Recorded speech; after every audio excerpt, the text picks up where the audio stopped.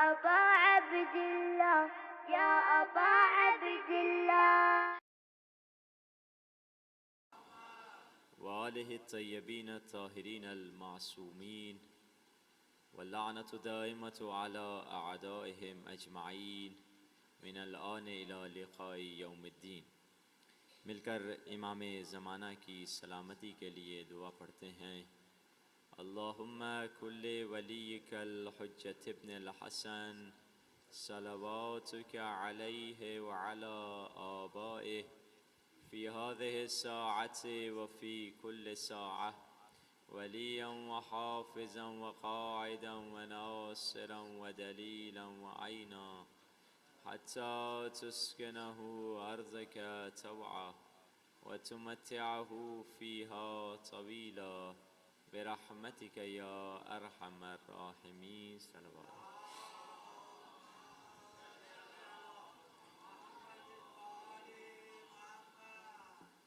اما بعد فقد قال اللہ سبحانہ وتعالی فی کتابہ المجید وفرقانہ الحمید وقولہ الحق وہو اصدق الصادقین.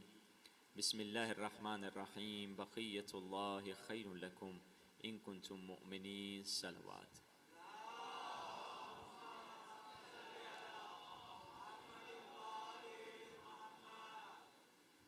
خداوند متعال دنیا میں کسی کی بھی محنت کو رائگان جانے نہیں دیتا ہے. خدا خود قرآن میں فرما رہا ہے انی لا اضیع عمل عامل منکم من ذکر او انثی. میں تم میں سے مرد یا عورت کسی کی محنت کو ضائع ہونے نہیں دوں گا. ہر چیز کا تمہیں صلہ دوں گا. جوتے ٹھیک کر کے رکھے اس کا بھی صلہ تمہیں دوں گا. آپ نے وضو کیا اس کا بھی آپ کو صلہ ملے گا. حدیث رسول میں ہے جب ایک مومن اٹھتا ہے جا کر وضو کرتا ہے. مثال کے طور پہ آپ صبح کو اٹھے, اپنے نرمدہ بستر کو آپ نے چھوڑ دیا, آپ نے سوچا کہ نماز شب ادا کی جائے اور آپ نماز شب پڑھنے کے لیے وضو کرنے لگے. رسول اللہ فرماتے ہیں وضو کے قطرات سے, وضو کے ڈراپس سے, ایک ایک قطرے سے خداوند متعال ایک ایک فرشتہ بناتا چلا جائے گا. آپ وضو کر رہے ہیں, وہ فرشتے بنتے چلے جا رہے ہیں. یہ فرشتے قبر میں آپ کے مددگار ہوں گے, قیامت میں, برزخ میں, جنت میں آپ کے خدمت گزار ہوں گے. یعنی فرشتے بنتے ہیں مومن کے عمل صالح سے, مومن کے نیک عمل سے فرشتے بنتے ہیں. جبکہ قرآن مجید میں خداوند متعال فرما رہا ہے فرشتوں سے انی جاعل فی الارض خلیفہ. اے فرشتوں, میں پہلا انسان کریٹ کرنے جا رہا ہوں, میں پہلا انسان خلق کرنے جا رہا ہوں. حدیث رسول کہہ رہی ہے کہ فرشتے بنتے ہیں مومن کے عمل صالح سے. قرآن کہہ رہا ہے ظاہراً کوئی انسان نہیں تھا مگر لاکھوں فرشتے موجود سے جن سے خدا کلام کر رہا تھا. تو ایک سوالیہ نشان یہاں پہ ہے کہ یہ فرشتے جو حضرت آدم سے پہلے موجود تھے یہ کن کی عبادتوں کے صدقے میں بنے ہیں, یہ کن کی عبادتوں کی بدولت بنے ہیں. یہ بات تسلیم کرنی پڑے گی. نبی آدم کی خلقت سے پہلے کچھ ایسی ہستیاں موجود تھیں جو عبادت کرتی چلی جا رہی تھیں, فرشتے بنتے چلے جا رہے تھے.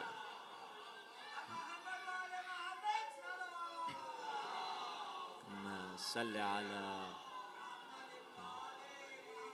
عجل فرجہم. کچھ ہستیاں موجود تھیں تو اسی لیے تو رسول اللہ نے فرمایا, حدیث میں رسول اللہ فرماتے ہیں خدا نے میرے نور سے عرش کو بنایا, خدا نے علی کے نور سے فرشتوں کو بنایا, خدا نے سیدہ کے نور سے زمین اور آسمان کو بنایا, خدا نے حسن کے نور سے شمس و قمر کو بنایا, اور خدا نے حسین کے نور سے جنت اور حور اور غلمان کو بنایا. اب اگر کسی کو جنت کی طلب ہے حسین ابن علی کے در پر آنا ہی پڑے گا. گر دل میں قدوت ہے حسین ابن علی کی, گر دل میں قدوت ہے حسین ابن علی کی, کی, کانٹا ہے تو گلشن میں نبات کر کلی کی. گر دل میں قدوت ہے حسین ابن علی کی, کانٹا ہے تو گلشن میں نبات کر کلی کی.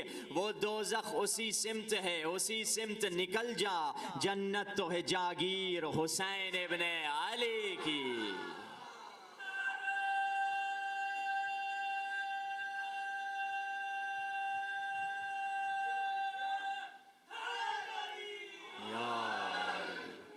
یہ ان کا مقام ہے. خدا نے ان ہستیوں کو ولایت اسی لیے دی ہے. قرآن میں آپ نے پہلے دن سنا, خدا نے ولایت کے بارے میں اعلان کیا کہ میں ولی ہوں, رسول ولی ہیں, اور وہ صاحبان ایمان ولی ہیں. عجیب بات ہے, پورا قرآن اٹھا کر دیکھ لیجئے, اللہ کے 99 نام ہیں. کبھی خدا نے خود کو نبی نہیں کہا, کبھی خدا نے خود کو رسول نہیں کہا, مگر خدا نے خود کو ولی کہا ہے. یہ ولایت ہے, خدا کے پاس ولایت, اور جسے اللہ چاہے اسے اللہ نے ولایت دی ہے. لوگ کہتے ہیں کہ نبی ہم جیسے ہیں. ارے بھائی, تم کہہ رہے ہو نبی تمہارے جیسے, ذرا نبی جیسی ایک نہیں آدھی رکعت نماز تو پڑھ کے دکھا دو. نبی نہیں تو بلکہ نبی کے وصی جیسی آدھی نہیں کوٹر نماز پڑھ کر دکھا دو. علی کی کیا نماز تھی کہ جب کسی جنگ میں علی کے پاؤں میں تیر لگا, اور تیر اتنا گہرا تھا کہ ہڈی کو پاڑ کر کے چلا گیا. اصحاب نے نکالنا چاہا, رسول نے منع کر دیا تیر نہ نکالنا. یا رسول اللہ کیا تیر کو چھوڑ دیں, لگا رہے؟ نہیں نہیں, جب علی مصلی عبادت پہ آئیں اور علی سجدہ ریز ہو جائیں اور علی پیشانی کو سجدے میں رکھ لیں, اس وقت تیر کو نکال دینا. تاریخ یہ لکھتی ہے دنیا کا سب سے بڑا عابد جب مصلی عبادت پہ آیا, جب تکبیرۃ الاحرام کی آواز بلند ہوئی, اصحاب قریب بیٹھ گئے, جیسے علی کی پیشانی سجدے میں گئی, اصحاب نے تیر نکالا. تاریخ یہ لکھتی ہے کہ مصلی خون سے تر ہو گیا, مگر نمازی کو پتہ ہی نہ چلا کہ تیر نکلا ہے یا نہیں نکلا. یہ علی کی نماز تھی. علی کو معلوم بھی نہیں ہوا تیر نکلا ہے یا نہیں نکلا. مگر جو لوگ اہل بیت کی فضیلت کو سننا پسند نہیں کرتے, وہ اس پہ بھی اعتراض کرتے ہیں. کہتے ہیں ارے لگ رہا ہے آپ نے سائنس نہیں پڑھی, آپ پڑھے لکھے نہیں لگ رہے. سائنس میں نروس سسٹم ہوتا ہے کہ جب بھی آپ کو کہیں درد ہوتا ہے فوراً محسوس ہو جاتا ہے. میں ان سے کہوں گا بھائی ابھی سائنس کی بعد میں بات کرتے ہیں, میں قرآن سے دلیل دیتا ہوں. قرآن میں حضرت یوسف کا واقعہ ہے. حضرت یوسف نبی پہ زلیخا عاشق ہو گئی, تو مصر کی عورتوں نے تانا دے کر کہا ارے زلیخا کیسی خاتون ہے, اپنے غلام پر عاشق ہو گئی ہے. تو زلیخا نے کہا مجھے تانے بعد میں دینا, پہلے ذرا میرا یوسف تو ایک مرتبہ دیکھ تو لو. تو زلیخا نے کیا کیا, ساری مصر کی عورتوں کو بلایا اور ہاتھ میں ایک چھری اور سیب پکڑا دیا. کہا جب میں یوسف کو بلاؤں گی اس سیب کو کاٹ دینا. انہوں نے کہا یہ کون سی بڑی بات ہے, 100 سیب کہوں کاٹ دیں گے, تم ایک سیب کا ہمیں کہہ رہی ہو. ادھر سے اللہ کے نبی کو بلایا گیا, ادھر زلیخا نے اشارہ کیا کہ اب سیب کاٹ دیے جائیں. عزیزان محترم, یہ حسن یوسف کو دیکھ کر ایسے خواتین مدہوش ہو گئیں کہ انہیں معلوم نہ ہوا کہ سیب کٹ رہے ہیں یا انگلیاں کٹ رہی ہیں. عزیزان محترم, یہاں دیکھنے والی کون تھیں؟ دیکھنے والی مصر کی کافرہ عورتیں تھیں. اور کسے دیکھ رہی تھیں؟ حسن یوسف کو دیکھ رہی تھیں. وہاں دیکھنے والے کون تھے؟ یوسف کے فخر علی تھے. اور کس کو دیکھ رہے تھے؟ یوسف نہیں, خالق یوسف کے حسن کو دیکھ رہے تھے. یہ خالق خالق یوسف کے حسن کو جب علی نے دیکھا, اسی لیے تو علی کو محسوس ہی نہیں ہوا کہ کیا ہوا, کب تیر نکلا کب تیر نہیں نکلا. کیوں؟ کیونکہ اللہ نے انہیں ولایت دی ہے. اور ولایت کا اعلان کب ہوا؟ غدیر خم میں مسلمانوں کے سامنے رسول اللہ نے ولایت کا اعلان کر دیا. من کنت مولاہ فہذا علی مولا کا اعلان کر دیا. یہ حدیث شیعہ سنی کتابوں میں دیکھ لیں یا شیعہ کتابوں میں دیکھ لیں, سینکڑوں ریفرنس مل جائیں گے, سب نے یہ حدیث لکھی ہے. تو اب پھر بھی علی کی محبت، علی کی ولایت کا انکار تو انہیں کرنا ہے، تو کہا چلو ایسے کرتے ہیں، کہتے ہیں کہ ولایت جو مولا کا لفظ ہے اس سے مراد دوست ہے، یہ دوستی کا اعلان ہو رہا تھا۔ جبکہ اہل تسنن کے بڑے بڑے جلیل القدر علماء ہیں جیسے مولانا طاہر القادری، وہ کہتے ہیں نہیں، اس سے مراد دوست نہیں ہے، اس سے مراد مولا سے مراد مولا ہی ہے، کچھ اور نہیں ہے۔ مگر کئی ایسے لوگ ہیں جو کہتے ہیں کہ نہیں، اس سے مراد دوست ہے، یہ دوستی کا اعلان ہو رہا تھا۔ ایک شیعہ سید تھا، اس کی گفتگو ہو گئی ایک مولوی صاحب کے ساتھ، مناظرہ ٹائپ ہو گیا، دوست تھے وہ، مولانا مولوی صاحب تھے اور یہ ایک سید نوجوان تھا، تو ان کی گفتگو ہو گئی، بات چھڑ گئی غدیر خم کی۔ تو اس سے مولوی صاحب نے کہا بیٹا اس سے مراد جو ہے مولا سے دوست ہے، مولا سے اور کچھ مانا نہیں ہے۔ تو بڑی انہوں نے دلیلیں دی، مگر نہیں ماننے پہ جو بندہ آ جائے وہ تو کبھی نہیں مانے گا۔ تو آخر کہا کہ چلو کبھی اور مناظرہ کریں گے، مجھے اپنے گھر جانا ہے، میری فیملی انتظار میں۔ جہاں پہ یہ مناظرہ ہو رہا تھا، کہہ سکتے ہیں تقریباً وہ جگہ لاہور سے 10 گھنٹے کے فاصلے پر تھی۔ تو مولانا صاحب نے کہا مجھے گھر پہنچنا ہے، دیر ہو رہی، میری فیملی میرے بچے انتظار میں جا رہا ہوں۔ کہا ٹھیک ہے آپ جائیے۔ مولانا صاحب چلے گئے۔ 2 گھنٹے کے بعد مولانا صاحب ڈرائیو کر رہے تھے، ان کا موبائل فون بجنے لگا، دیکھا وہی لڑکا ہے جو سید لڑکا فون کر رہا ہے۔ انہوں نے فون اٹھایا، کہا جی بیٹا کیا ہوا، تم نے مجھے فون کیا؟ کہا مولانا صاحب مجھے بہت ضروری کام ہے، مجھے آپ سے ملنا ہوگا، بہت اہم بات آپ سے کرنی۔ کہا بیٹا ٹیلی فون پہ جو بات کرنی ہے کر لو۔ کہا نہیں قبلہ، مجھے آپ کو دیکھ کر وہ بات کرنی ہے۔ کہا میں 2 گھنٹے آپ کے شہر سے دور ہو چکا ہوں اور میرے فیملی، میرے بیوی بچے انتظار میں ہیں، وہ پریشان ہو جائیں گے۔ کہا نہیں آپ آئیے۔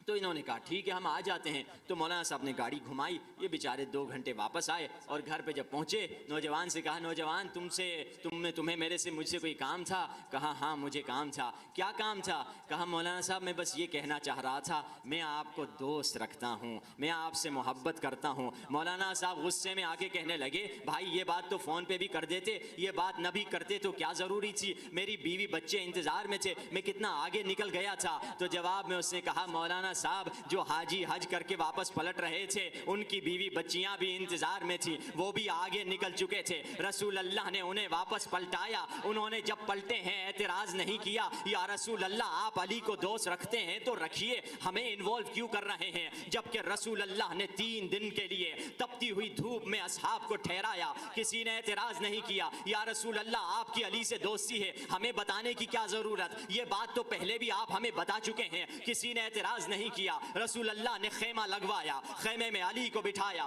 تمام صحابیوں سے ایک ایک کہا کہ ایک ایک علی سے بیعت کرتا چلا جائے گا، کسی نے اعتراض نہیں کیا۔ دوستی کی تو بیعت نہیں ہوا کرتی، ہمیں بیعت کیوں کروائی جا رہا ہے؟ یہاں تک کہ کسی نے کہا بخن لک یا علی ابن ابی طالب، اے علی آپ کو مبارک دیتے ہیں، کسی نے یہ اعتراض نہیں کیا کہ مبارک بات تو دوستی کی نہیں ہوا کرتی، مبارک بات کیوں دی جا رہی ہے؟ تو یہ سید نوجوان مولوی سے کہتا ہے اے مولوی صاحب آپ بھی جانتے ہیں، آج کے سارے مسلمان بھی جانتے ہیں، اس زمانے کے مسلمان بھی جانتے تھے، غدیر کا ماجرا چیخ چیخ کر یہ بتلا رہا ہے کہ یہ اعلان محبت نہیں، اعلان ولایت ہو رہا تھا۔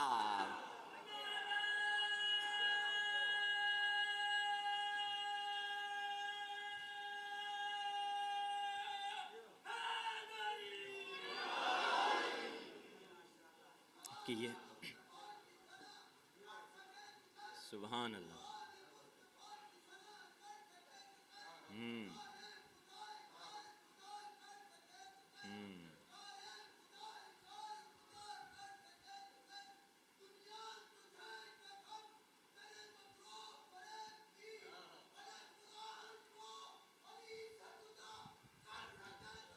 ماشاء اللہ سبحان اللہ یا علی مدد، یہ اعلان ولایت ہو رہا تھا، اعلان محبت نہیں ہو رہا تھا۔ تو اب جسے اللہ سبحانہ و تعالی ولایت دیتا ہے، لوگ اس کو خدا یہ بھی طاقت دے دیتا ہے کہ وہ ایک موقع پر ہزاروں مقامات پر پہنچ سکتا ہے۔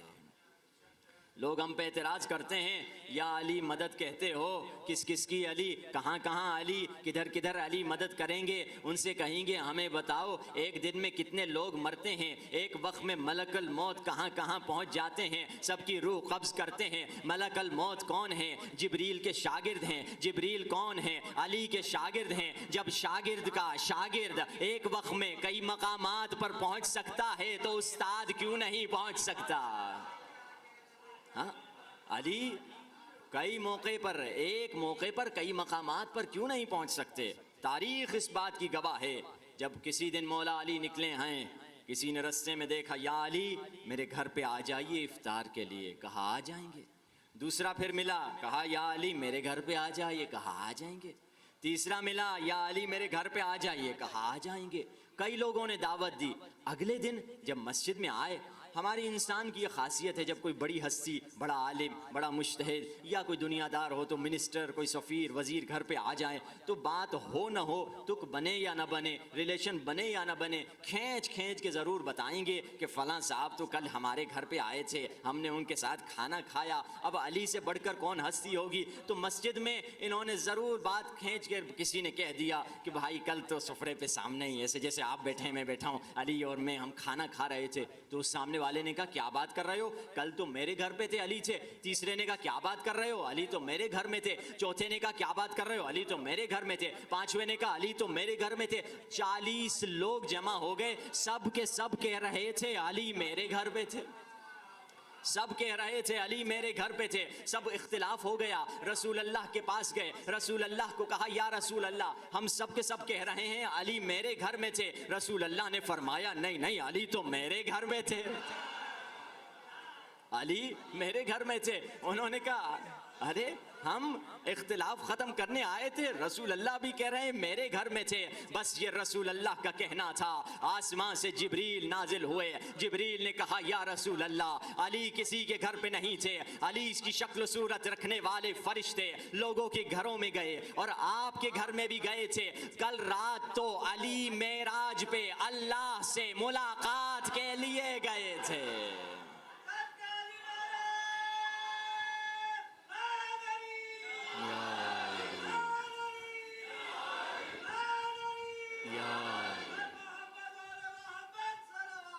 اللہم صلی علی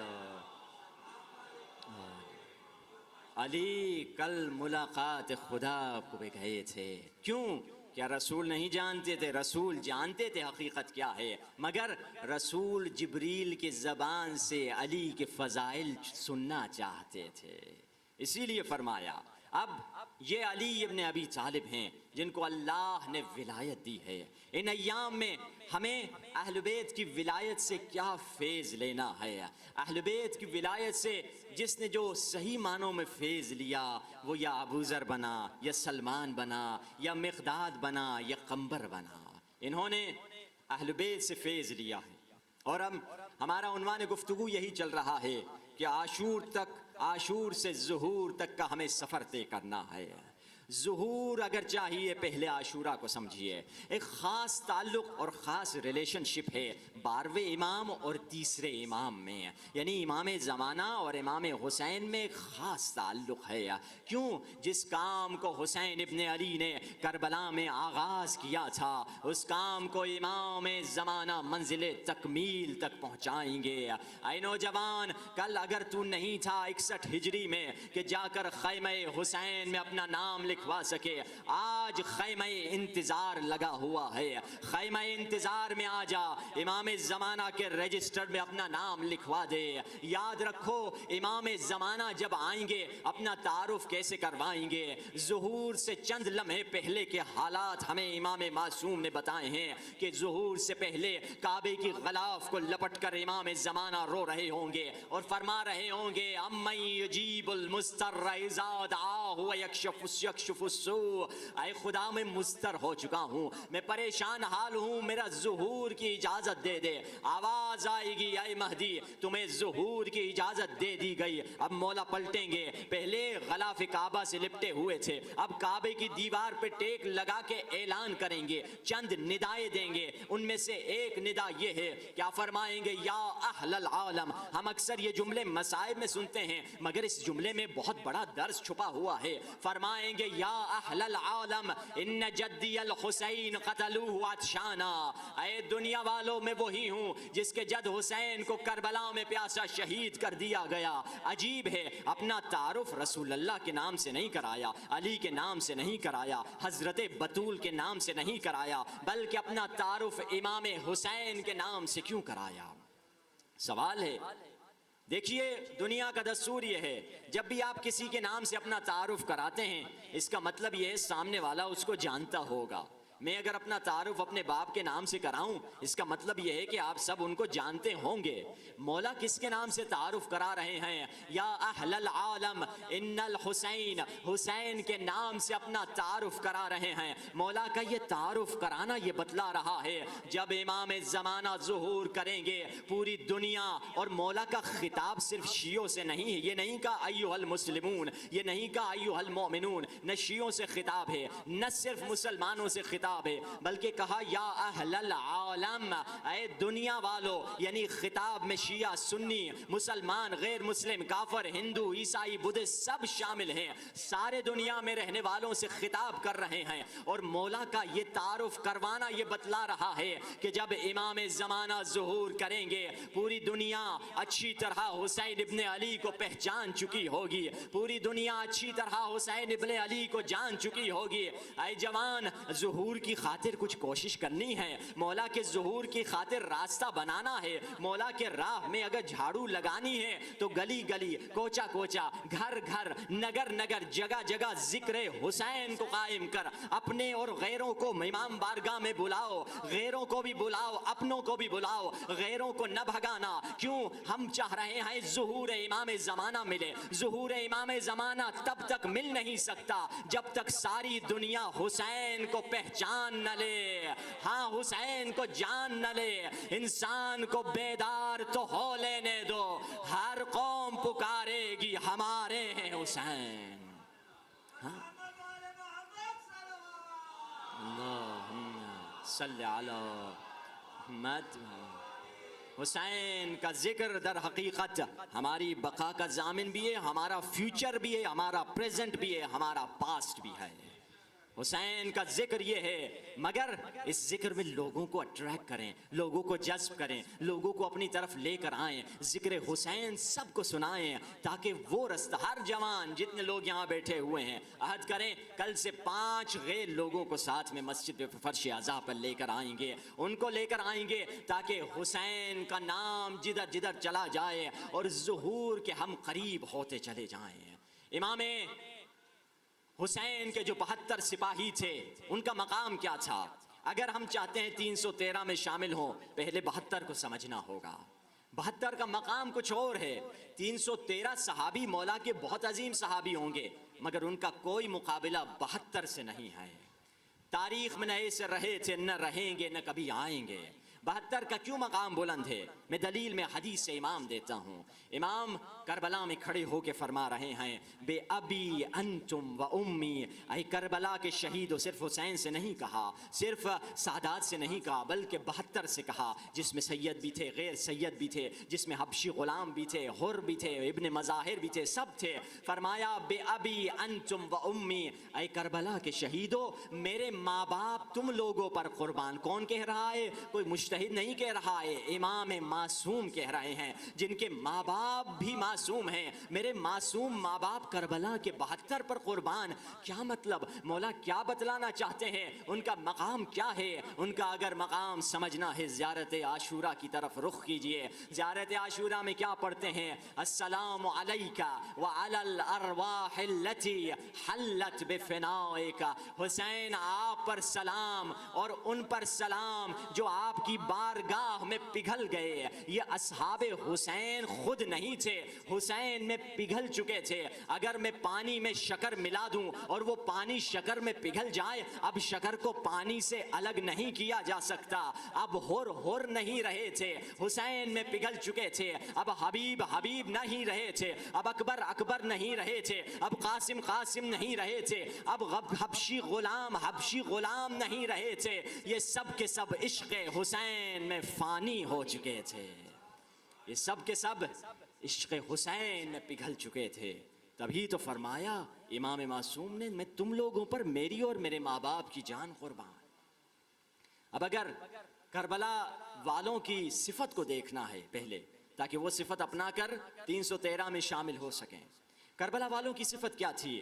پہلی صفت یہ تھی کہ وہ وفادار تھے, ان کی وفاداری بے مثال تھی. تبھی تو امام حسین ان اصحاب کو دیکھ کر فرماتے ہیں, انی لا اجد اصحابا اوفا منکم, میرے پاس تم سے بہتر میں جانتا ہی نہیں جو تم سے بڑھ کر وفادار صحابی ہوں. یہ حسین نبی کے صحابی کو دیکھ چکے ہیں, علی کے صحابیوں کو دیکھ چکے ہیں. ہاں, تبھی تو شاعر کہتا ہے کہ دن کی روشنائی میں رسول بلاتے تھے آتا کوئی نہیں, اور چراغ گل کر کے حسین کہتے ہیں جاؤ جاتا کوئی نہیں ہے. یہ وفادار صحابی تھے کہ جا نہیں رہے تھے. وفا کی کوالٹی اپنائیے. وفا کیسی وفا کریں؟ دعا یہ ہونی چاہیے, میں اپنے زمانے کے امام سے ایسی وفا کروں جیسی وفا عباس نے اپنے زمانے کے امام سے کی تھی. وہ وفا, ویسی وفا سیکھ لیں. ہاں, تبھی تو قرآن میں طالوت اور جالوت کا ذکر ہے. حق و باطل کی جنگ ہوئی اس زمانے میں. سورہ قرآن میں سورہ بقرہ یا آل عمران میں ان کا ذکر ہے کہ جب طالوت اور جالوت کی جنگ ہوئی تو ایک مرتبہ اس زمانے کے نبی نے کہا کہ پانی آنے والا ہے, نہر آنے والا ہے, کوئی اس پانی میں سے نہیں پیے گا مگر ایک گھونٹ سے زیادہ نہیں پی سکتا. قرآن کی آیت کہہ رہی ہے شربوا منہ الا قلیلا, سارے کے سارے فوجیوں نے پانی پی لیا, پیٹ بھر کے پانی پیا سوائے چند لوگوں نے. مگر سلام ہو وفائے عباس پر, کسی نے منع تو نہیں کیا تھا کہ پانی نہیں پینا, مگر عباس مقام مواسات پہ پہنچے ہوئے تھے. مواسات کیا ہے؟ زیارت حضرت عباس میں پڑھتے ہیں کربلا جا کر, اخل مواسی, اے مولا عباس آپ وہ بھائی ہیں جو مقام مواسات پہ پہنچے ہوئے ہیں. مواسات کیا ہے آج اسی کو سمجھ لیجئے. دیکھیے مواسات کا کتابوں میں اردو ترجمہ ملتا ہے تو وہ برادری کیا جاتا ہے, غلط ترجمہ ہے. مواسات کو سمجھنے کے لیے مجھے چند سٹیپس لینی پڑیں گی. دیکھیے پہلی سٹیپ یہ ہے کہ مثال کے طور پہ آپ کے پڑوسی کو اللہ نے ایک نعمت دی ہے جو آپ کو نہیں ملی, آپ دعا یہ کریں یا زبان سے کہیں یا دل سے کہیں اللہ اس کو برباد کرے, اسے کہتے ہیں حسد, یہ گناہ کبیرہ ہے. دوسری سٹیپ یہ ہے آپ کے پڑوسی کو, آپ کے دوست کو, بھائی کو کوئی نعمت ملی ہے, آپ کے مسلمان بھائی کو کوئی نعمت ملی ہے, آپ یہ نہیں کہہ رہے اللہ اسے برباد کرے, اسے چھین لے, آپ حسرت کھا کے کہہ رہے ہیں اللہ مجھے بھی یہ نعمت دے دے, اس کو بھی آباد رکھے. یہ اچھی چیز ہے, اس کو غبطہ کہا جاتا ہے, حسرت کھانا, یہ ٹھیک ہے, حرج نہیں ہے, اچھا ہے. مگر تیسرے لیول پر اللہ نے آپ کو ایک نعمت دی ہے, آپ کے پڑوسی کو نہیں ہے. آپ کے پاس روٹی ہے, پڑوسی کے پاس نہیں ہے, آپ اپنی روٹی پڑوسی کو دیتے ہیں, اسے کہتے ہیں قربانی, ایثار, فداکاری, سیکریفائس. یہ بات کا لیول. مگر اس سے بھی اوپر ایک لیول ہے, وہ کون سا لیول ہے؟ وہ مواسات کا لیول ہے. یعنی کیا؟ وہ آپ کو اللہ نے ایک نعمت دی ہے مگر آپ اپنے مسلمان بھائی تک اس نعمت کو پہنچا نہیں سکتے کسی بھی وجہ سے. شاید وہ بہت دور رہتے ہیں, شاید وہ کسی اور ملک میں رہتے ہیں, شاید وہ دنیا سے جا چکے ہیں, شاید وہ مر چکے ہیں. یہ نعمت اللہ کی آپ کے پاس ہے, آپ استعمال کر سکتے ہیں, مگر کیونکہ یہ نعمت مسلمان بھائی تک پہنچا نہیں سکتے تو آپ خود کو بھی اس نعمت سے محروم کر دے رہے ہیں. اس کو کہا جاتا ہے مقام مواسات. حضرت عباس کے چلو میں پانی ہے, پی سکتے ہیں, مگر جانتے ہیں کہ شاید یہ پانی حسین تک نہ پہنچ سکے. عباس نے خود کو بھی پانی سے محروم کر دیا کیونکہ مقام مواسات پہ تھے. یعنی وفا کے آخری لیول کو مواسات کہتے ہیں, وفا کا آخری لیول. اور یہ وفا عباس نے علی سے سیکھی تھی. سلمان فارسی ایک کھانا لے کر آئے, میٹھی چیز, کوئی سویٹ ڈش, کوئی میٹھی غذا. مولا علی سے کہا مولا یہ فارس میں ایران میں یہ کھائی جاتی ہے، میں آپ کے لیے لے کر آیا ہوں۔ مولا نے ہاتھ بڑھایا، ہاتھ ہٹا دیا۔ مولا کیوں نہیں کھا رہے؟ مزیدار نہیں ہے، اچھی نہیں ہے؟ کہا اچھی ہے۔ تو کیوں نہیں کھا رہے ہیں؟ مولا نے فرمایا یہ غذا میرے آقا رسول اللہ نے کبھی نہیں کھائی تھی۔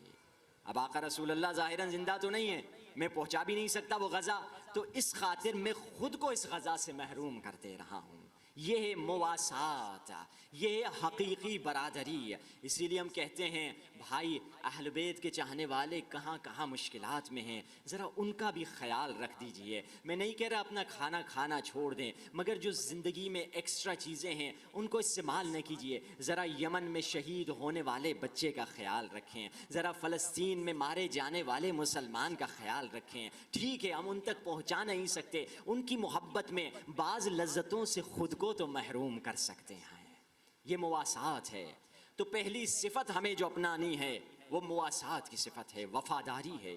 وفاداری کے آخری لیول، مگر کم سے کم وفاداری تو ہم لے سکتے ہیں۔ کم سے کم وفاداری کیا ہے؟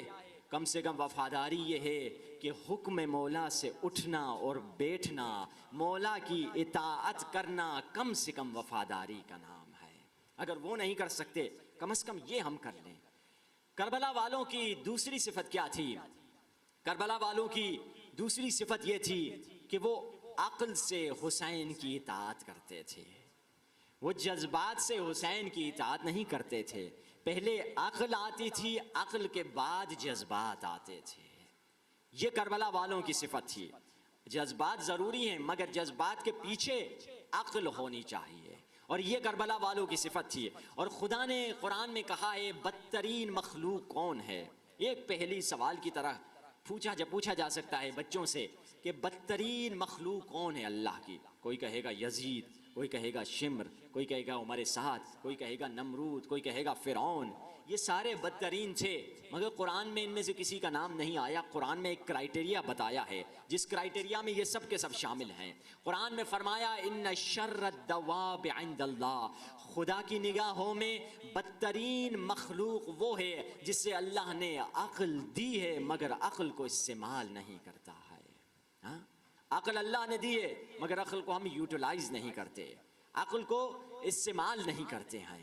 تبھی تو اصول کافی کی حدیث ہے، خدا نے جب عقل کو بنایا کہا اقبل سامنے آؤ، عقل سامنے آئی، کہا ادبر پیچھے جاؤ، پیچھے گئی۔ اس وقت فرمایا وعزتی وجلالی ما خلقت خلقا، میری عزت اور جلال کی قسم میں نے کوئی مخلوق نہیں بنائی جو تجھ سے زیادہ فضیلت والی ہو۔ یہ کیا حدیث کہنا چاہ رہی ہے؟ آؤ سامنے آئی، آؤ پیچھے جاؤ گئی۔ یہ حدیث سمبلک حدیث ہے۔ مولا فرما رہے ہیں جہاں تم خدا کی اطاعت کرتے ہو وہ عقل ہے، جہاں خدا کی مخالفت کرتے ہو وہ بے عقلی ہے۔ ہمیں عقل استعمال کر کے اللہ کی اطاعت کرنا ہے۔ عقل کیا ہے؟ ما عبد بہ الرحمن، عقل وہ ہے جس کے ذریعے سے اللہ کی اطاعت کی جائے، رحمان کی اطاعت کی جائے۔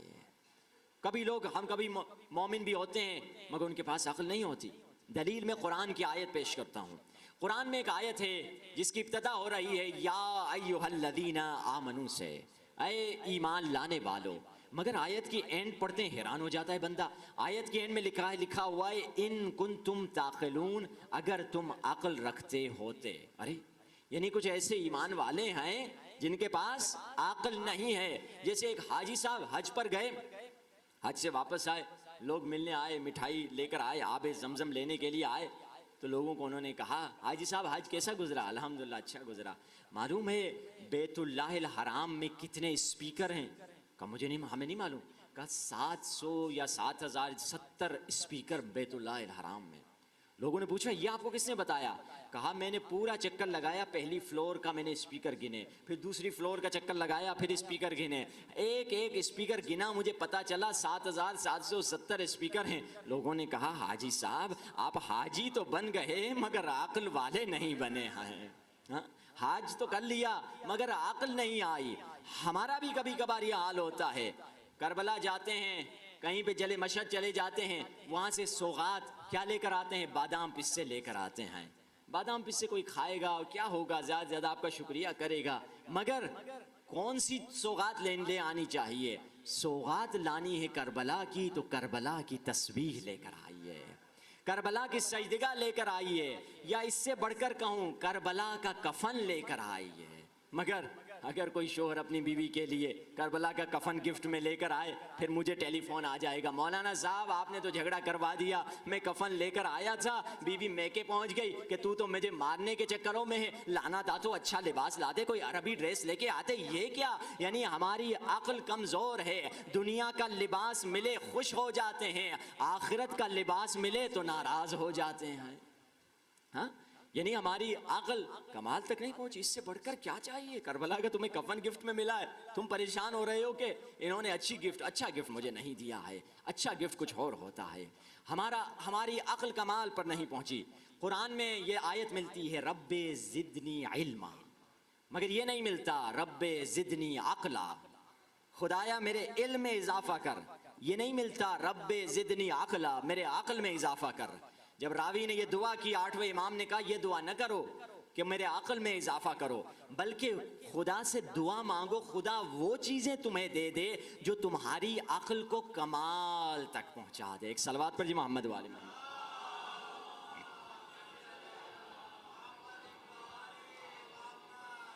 اسی لیے دعا میں پڑھتے ہیں اللہم ارزقنی عقلا کاملا، خدایا مجھے کامل عقل عطا فرما۔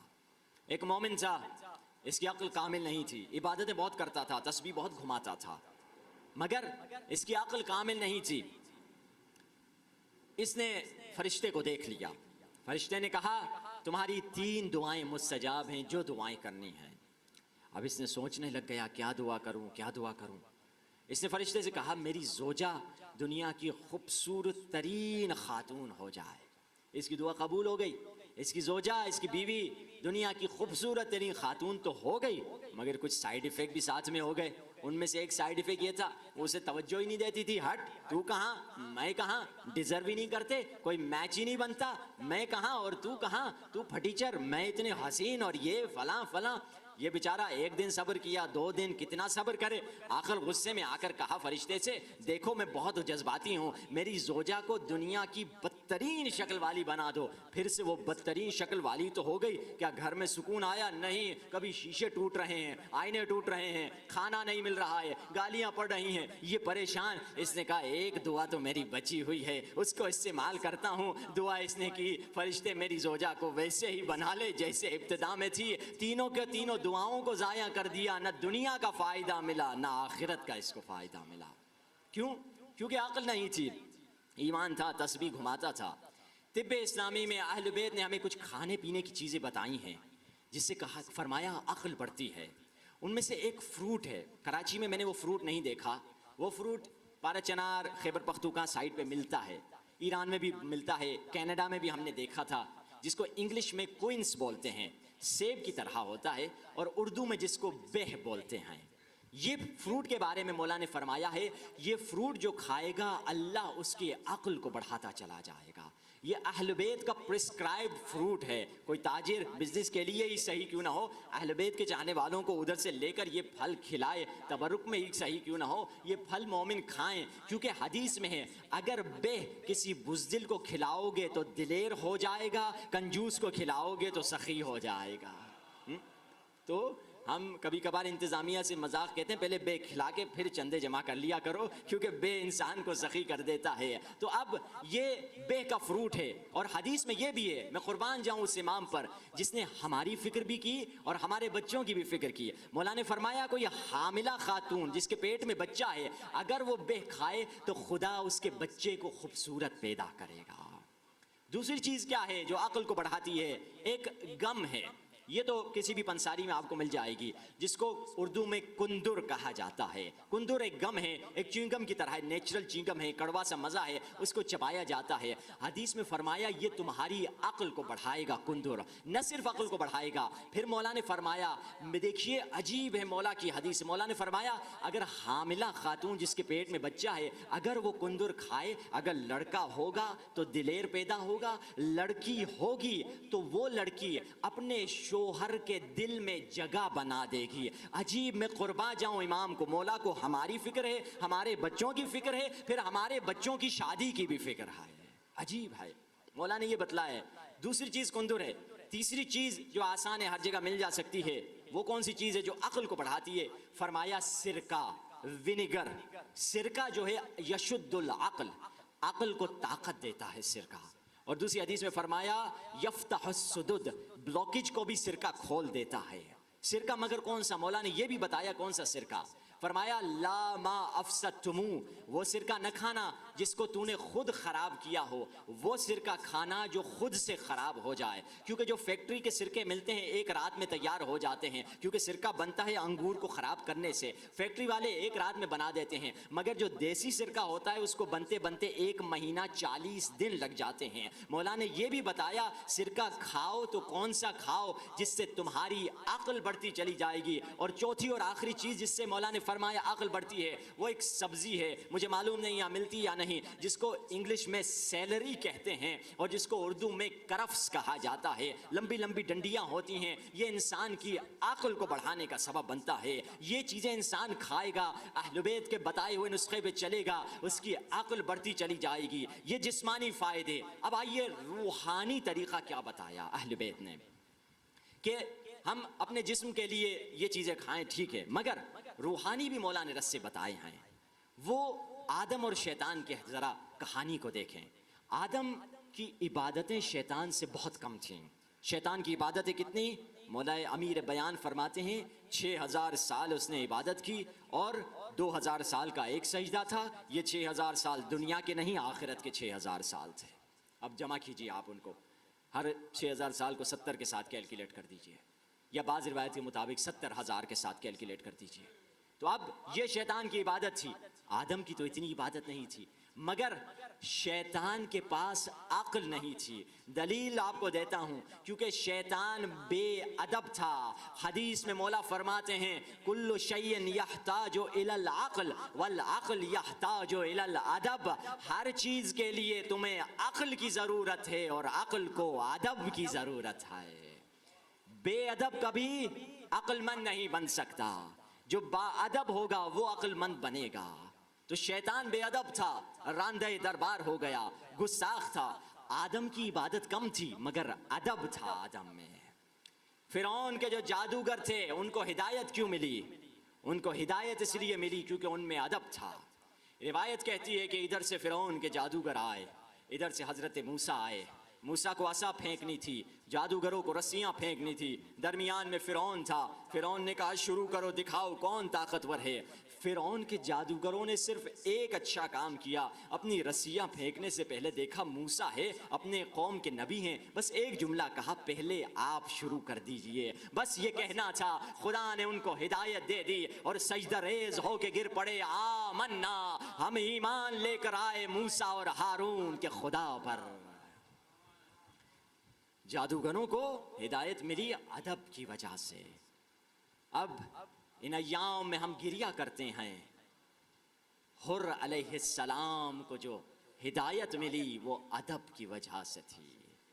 تبھی تو شاعر نے کیا خوبصورت کہا تھا, رات بھر نعرے دوزخ سے یہ جنت کہتی رہی, رات بھر نعرے دوزخ سے یہ جنت کہتی رہی, احترام فاطمہ حر کو بچا لے جائے گا. حر جو بچے ہیں وہ ادب کی وجہ سے بچے ہیں. جب رستہ حسین کا روکا, لجام حسین میں ہاتھ ڈال دیا. حسین نے فرمایا سکلت کے امک, تیری ماں تیرے جنازے پر روئے. اس نے سر اٹھا کے حسین کو دیکھا, سر جھکا کے کہتا ہے اگر عرب میں کوئی اور مجھے یہ جملہ کہتا تو میں پلٹا کے ویسا ہی جواب دیتا, مگر میں کیا کروں, آپ کی ماں سوائے درود و سلام کے کسی اور شے کے قابل ہی نہیں. آپ کی ماں اور ہے. اور پھر جب ظہر کی نماز کا وقت آیا, حر سپاہ دشمن کا سپہ سالار تھا, اپنی جماعت قائم کر سکتا تھا, مگر حسین کے پاس چل کے آیا, مولا فرزند رسول کی موجودگی میں نماز نہیں پڑھا سکتا, آپ کے پیچھے نماز پڑھوں گا. دو ہی وجہ سے حر کو ہدایت ملی, اگر ادھر حسین کو کچھ کہتے یا ادھر اپنی نماز قائم کرتے حر کو کبھی ہدایت نہیں ملتی. یہ حر کا ادب تھا. ان ایام میں آئیں حسین کے باوفا سپاہیوں پہ گریہ کریں۔ اے عباس ہم گنہگار ہیں، اپنی وفا کے سمندر میں سے ایک قطرہ ہمیں بھی دے دے، ہم گناہ کر کر کے اپنے زمانے کے امام کو اتنا رلا چکے ہیں کہ اب شرم آتی ہے یوسف زہرا سے۔ اے عباس ہمارے گناہوں کو مٹانے میں ہماری مدد کر دے، عباس ہمیں اطاعت مولا سکھا دے۔ مولا عباس نے کیا اطاعت کی؟ عباس پانی لاؤ، جی مولا۔ عباس پانی لا کے آنے کے بعد جنگ نہیں کرنے، جی مولا۔ عباس دیکھ شمر کیا کہہ رہا ہے، جی مولا۔ ہر جگہ اطاعت کی عباس نے۔ آئیے کربلا کے بادشاہ کو سلام کریں۔ السلام علیکہ یا ابا عبداللہ، السلام علیکہ وعلی الارواح التي حلت بفنائك، عليكم مني سلام الله أبدا ما بقيت وبقي الليل والنهار۔ مل کے کربلا کے بادشاہ کو سلام کریں، اے پردیسی ہمارا سلام قبول کریں۔ السلام علی الحسین وعلی علی ابن وعلی اولاد وعلی اصحاب۔ حسین مولا آپ کے اصحاب پہ لاکھوں سلام۔ یہ حسین کہ جو دشمن ہے وہ آئے چلے جا رہے ہیں۔ ایک لشکر آیا، زینب نے پوچھا حسین کس کا لشکر ہے؟ یہ خولی کا لشکر آ گیا۔ پھر لشکر آیا، حسین کس کا لشکر ہے؟ شمر کا لشکر ہے۔ پھر لشکر آیا، کس کا لشکر ہے؟ عمر سعد کا لشکر ہے۔ زینب نے گھبرا کے کہا بھیا حسین تیری نصرت کے لیے کون آئے گا؟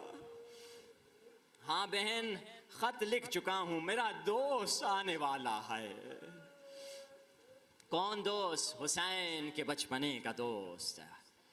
حبیب ابن مظاہر جب چھوٹے تھے، ان کے بابا مظاہر نے رسول اللہ سے کہا یا رسول اللہ میرے گھر پہ ذرا دعوت پہ آ جائیے، حسن اور حسین کو ضرور لائیے، میرا بیٹا حبیب حسین سے بڑی محبت کرتا ہے۔ کہا ہم آ جائیں گے۔ جب حبیب کو پتا چلا کہ آقا حسین آ رہے ہیں، بار بار چھت پہ چڑھتا پھر اترتا کہ دیکھے دور سے جب مولا آ رہے ہوں تو جلدی سے استقبال کے لیے جاؤں۔ اتنا اوپر نیچے آ رہے تھے، پاؤں پھسل گیا، وہیں پہ گر گئے، وہیں پہ مر گئے۔ اب جیسے باپ نے لاش دیکھی، باپ کیا کرے، فوراً دروازے پہ دستک ہوئی، کون ہے؟ رسول اللہ ہیں۔ اب مظاہر پریشان، اگر رسول اللہ کو بتا دوں میرا بچہ مر گیا ہے تو رسول اللہ کھانا نہیں کھائیں گے۔ بچے کے جسم پہ کپڑا ڈال دیا، سیڑھیوں کے نیچے بچے کی لاش کو رکھ دیا، مسکراتا ہوا گیا آقا تشریف لے کر آئیے۔ دسترخوان بچھایا گیا اور بیٹھ گئے۔ اب فرما رہے ہیں، مظاہر کہتے ہیں آقا کھانا نوش کیجئے۔ حسین نے دائیں بائیں دیکھا، اے مظاہر میرا دوست کدھر ہے؟ آقا کھا لیجئے وہ آ جائیں گے۔ مظاہر کیسی بات کرتے ہو، میں اپنے دوست کے بغیر کھانا نہیں کھاؤں گا۔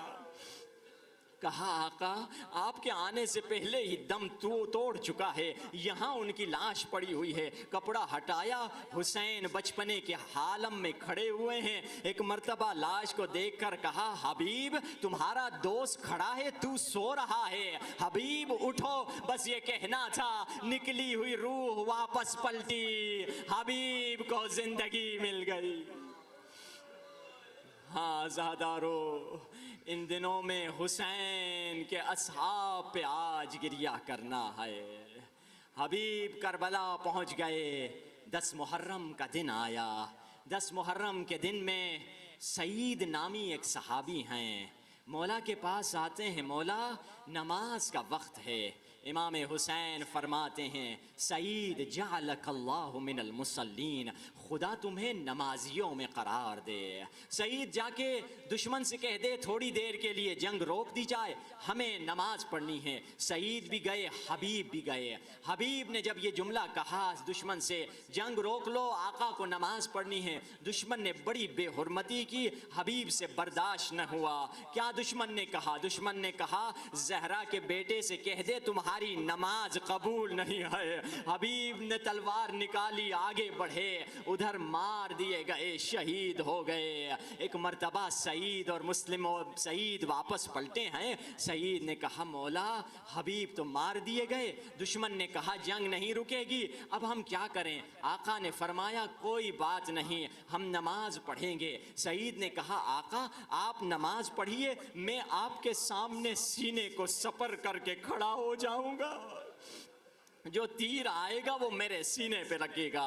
روایت کہتی ہے حسین نے اللہ اکبر کی آواز بلند کی۔ سعید جن کی عمر 80 سال سے زیادہ بتائی جاتی ہے سامنے کھڑے ہیں، وہ بوڑھی پھسلیوں میں تیر چبھتے چلے جا رہے ہیں، مگر سعید گرنے کا نام نہیں لیتے۔ ادھر حسین نے سلام پھیرا، السلام علیکم ورحمت اللہ وبرکاتہ۔ سعید کا سر حسین کی جھولی میں گرا۔ ایک درد بھرا سوال سعید نے کیا، اوفیت یبن رسول اللہ، اے زہرا کے لال کیا مجھ سے آپ راضی ہو گئے؟ اے زہرا کے لال کیا مجھ سے آپ راضی ہو گئے؟ اللہ تمہیں کوئی غم نہ دے سوائے غم حسین۔ مولا نے فرمایا سعید انت امامی فی الجنہ، سعید تو جنت میں میرے سامنے سامنے ہوگا۔ ایک مرتبہ سعید نے کہا مولا مجھے محسوس ہو رہا ہے کوئی میرے سر کو دبا رہا ہے۔ سعید یہ میرے نانا رسول اللہ ہیں، انہیں سلام دینا۔ سعید کہتا ہے مولا مجھے محسوس ہو رہا ہے کوئی میرے بازو دبا رہا ہے۔ سعید یہ میرے بابا علی ہیں، انہیں میرا سلام دینا۔ ایک مرتبہ سعید نے گھبرا کے کہا مولا کسی بی بی کے رونے کی آواز آ رہی ہے جو مجھے دعائیں دے رہی ہیں۔ سعید نے کہا، مولا نے فرمایا سعید یہ میری اماں فاطمہ ہے۔ سعید پاؤں سمیٹو، نظریں جھکا لو، خاتون جنت آ چکی ہے۔ اللہ تمہیں کوئی غم نہ دے سوائے غم حسین۔ ایام محرم میں کبھی تھکا نہ کرو رونے سے، یہ گریوں کے دن ہیں، یہ آنسوؤں کے دن ہیں۔ تبھی تو جب کسی نے مولا کو دیکھا، مولا زخموں میں چور چور تھے۔ امام حسین سے پوچھا مولا اتنے زخم ہیں کہاں سے مرہم آئیں گے آپ کے زخم پہ؟ مولا نے فرمایا ہاں ہاں میری ماں گئی ہے مرہم لینے کے لیے۔ مولا مرہم کیا ہے؟ میرے عزاداروں کے آنسو، میرے زخموں پہ مرہم۔ بس عزادارو، بس ایک شہید کا اور ذکر کر کے زحمت تمام کرتا ہوں، وہ حر علیہ السلام ہیں۔ کیونکہ ہم گنہگار ہیں، حر نے بھی توبہ کی ہے، آئیے حر سے توبہ سیکھ لیں۔ کچھ علماء کہتے ہیں حر جب کربلا آئے تھے اپنے خانوادے کے ساتھ آئے تھے، حر نے جب خیمے میں حر گئے، حر نے اپنی بیٹی کو کونے میں بیٹھے روتے ہوئے دیکھا۔ بیٹی سے کہا کیوں رو رہی ہو؟ بیٹی نے کہا بابا میں کھیلتے کھیلتے حسینی خیموں کی طرف چلی گئی، وہاں پہ مجھے سکینہ ملی تھی، بڑے پیار سے مجھے اپنے خیمے میں لے گئی۔ بابا سادات کا گھرانہ تو بڑا کریم گھرانہ ہے۔ بابا میں نے وہاں عجیب منظر دیکھے، چھوٹے چھوٹے بچے تھے، خشک پیالے لے کر کہہ رہے تھے العطاش، ہائے پیاس۔ بابا میں نے ایک اور منظر بھی دیکھا، ایک 6 مہینے کا بچہ جھولے میں تھا، اس کی ماں رو رہی تھی۔ بابا علی اصغر پیاسا تھا، حر کا ضمیر جھنجھوڑا۔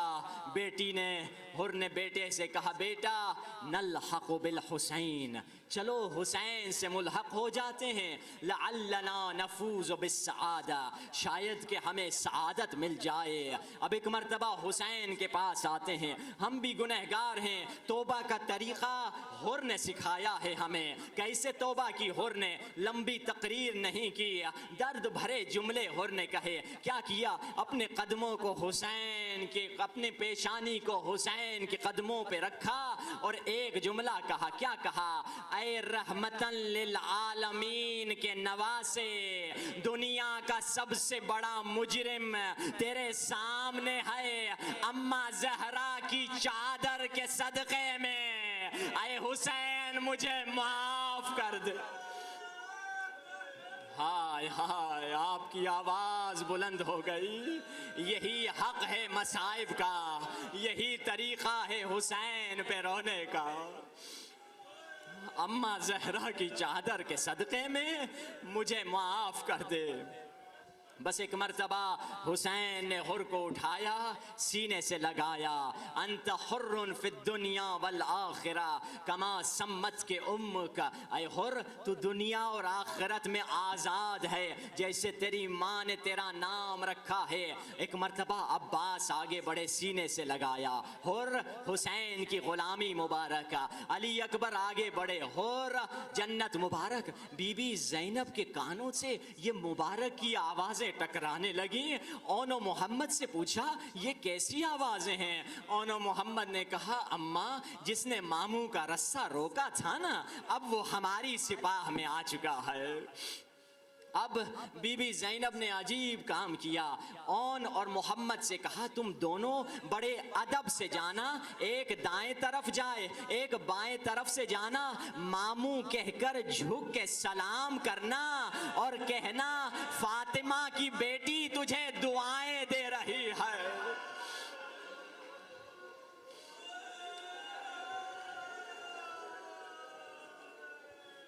خدا تمہیں کوئی غم نہ دے سوائے غم حسین۔ ماموں کہہ کر سلام کرنا، ایک طرف سے اون آئے ایک طرف سے محمد آئے اور جھک کے سلام کیا۔ ماموں جب کہا حر کے بدن کانپنے لگ گیا، اور جب سنا فاطمہ کی بیٹی تمہیں دعائیں دے رہی ہے، سر سے خاک اٹھا کر منہ پہ ڈالی، مولا میں نے زینب کو رلایا۔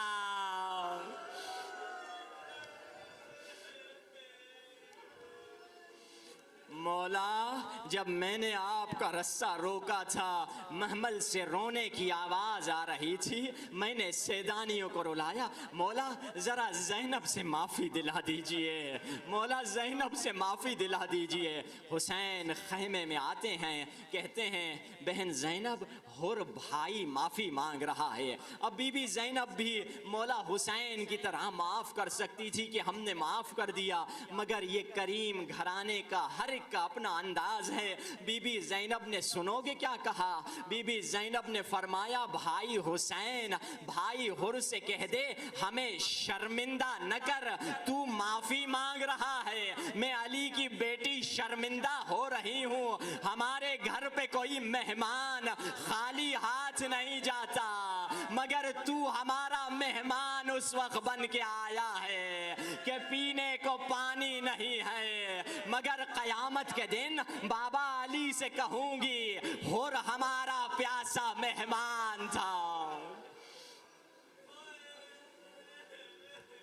آزادارو حر کی توبہ مکمل ہوئی، بس میں نے مصائب کو تمام کیا۔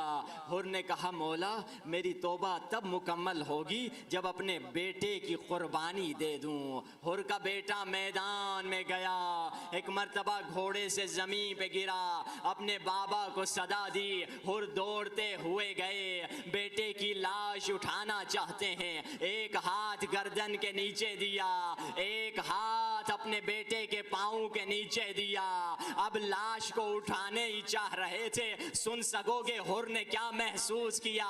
حر نے محسوس کیا کسی نے حر کے کاندھے پر ہاتھ رکھ دیا۔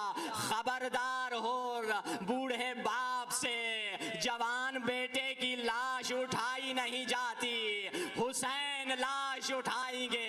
میں حسین سے ہاتھ جوڑ کر ایک جملہ کہوں گا، حر کے بیٹے کی تو لاش اٹھائی، مگر اسی کربلا میں علی اکبر شبیہ پیمبر ایڑیا رگڑ رہے ہیں۔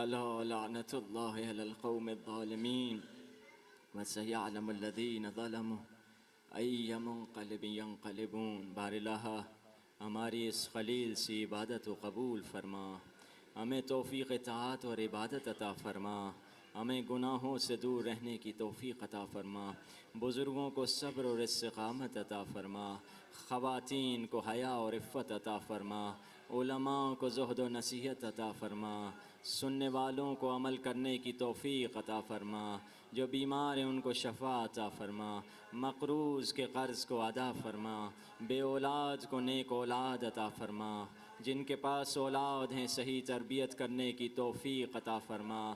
بار الہ ہمارے گناہوں کی مغفرت فرما، دنیا کے جس بھی کونے میں اہل بیت کے چاہنے والے رہتے ہیں ان کی جان و مال و ناموس کی حفاظت فرما، ظالم جو ظلم کر رہے ہیں انہیں نیست و نابود فرما، زندگی میں زیارت حسین نصیب فرما، مرنے کے بعد شفاعت حسین نصیب فرما، ہمارے مولا و آقا کے ظہور میں تعجیل فرما، ہم سب کو مولا کے غلاموں اور مددگاروں میں شامل فرما، مولا کے قدموں پہ شہادت کی سعادت عطا فرما۔